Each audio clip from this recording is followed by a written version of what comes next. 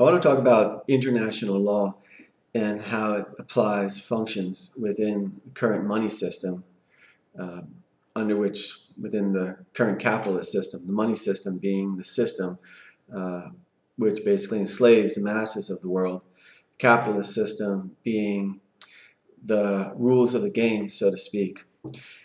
International law, and the reason I'm getting on this subject is because recently I've heard a lot of comments in regard to what's going on in Libya, specifically, about how Muammar Gaddafi has broken all the rules of international laws, the standards, the norms, etc.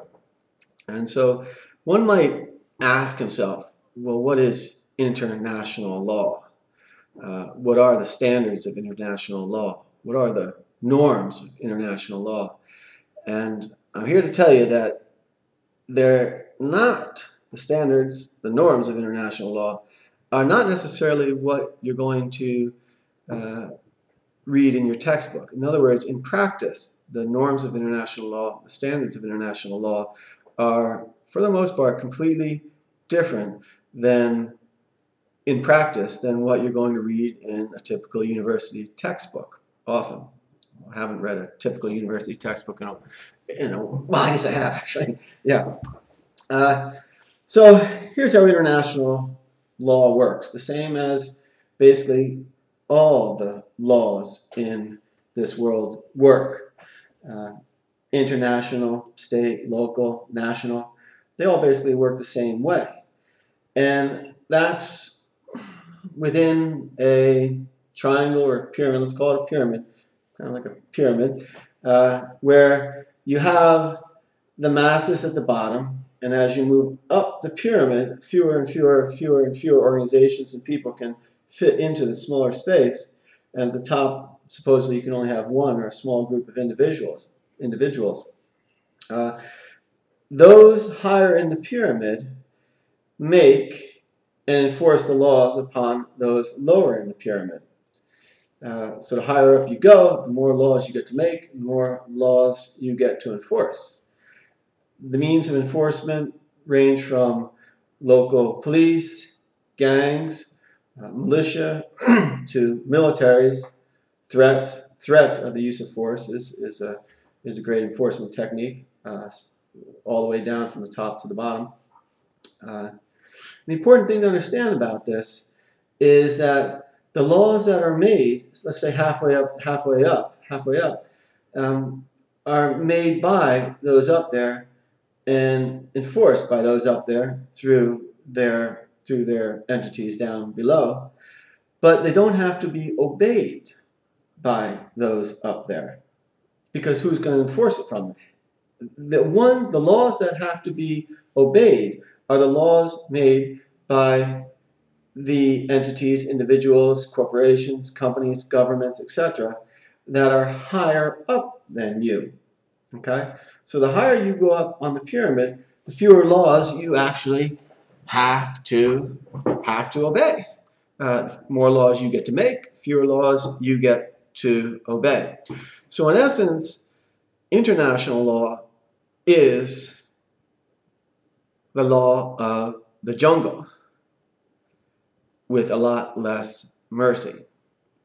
In other words, those with more guns, more power, more force behind them to use as a threat, make the laws upon those below them and enforce the laws at their discretion, at the ones making the laws' discretion.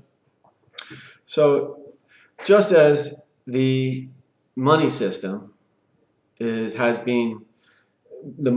capitalist system within the money system has been a failure to the masses, so too has the laws, international law specifically that I'm talking about, being a failure to the masses, because it's really only followed by those under the entity that made the laws.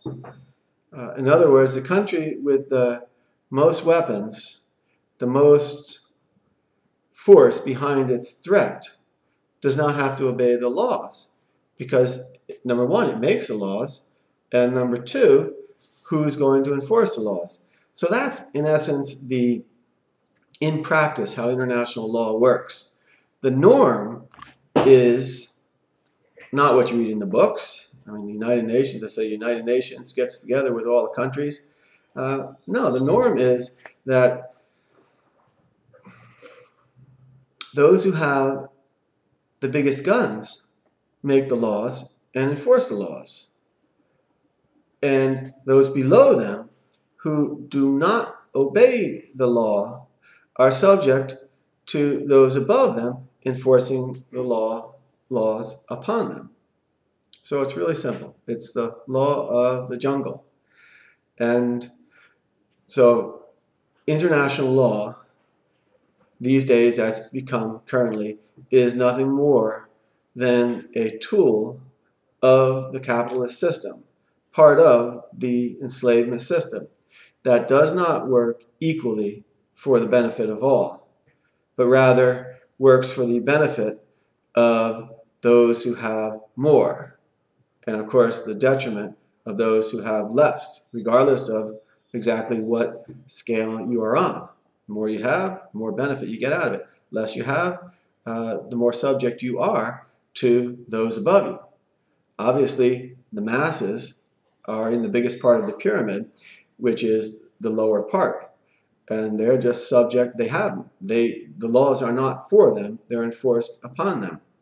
So, again, within an equal money system, obviously the idea is to throw out the capitalistic system eventually.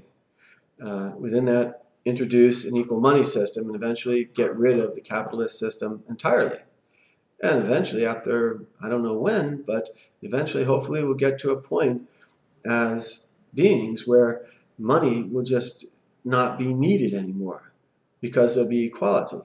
So an equal money system will help to bring about an equality system. But first, you've got to equalize people, because the laws, who makes the laws? Who has the guns? But how do you get guns? You get guns with money. So within the capitalist system, again, it's all about money. Those with more money have more guns, are able to make more laws. Buy more guns, make more laws, you can enforce the laws, etc. It's really simple. So we're currently living in an enslavement system, capitalistic system. Within the the money system, within the money system, the capitalistic system, basically the rules of the game, says the more money you have, the more laws you get to make to be enforced by those under you. It's a system which is not fair. It's based on inequality, greed. And what is greed? Greed is rewarded within the capitalist system. You got the greed gene, you go out there and make more money, and you're rewarded. You go home and say, honey, you have a good day today? Oh, I had a great day today. Well, what'd you do? Oh, I evicted, kicked out a couple of starving families from their houses. I said, oh, how can you do that, dear? It's the law. I'm just doing my job. What is that? Whose law? Whose law is that? So it's the money god's law. The money god makes the law. Think about it.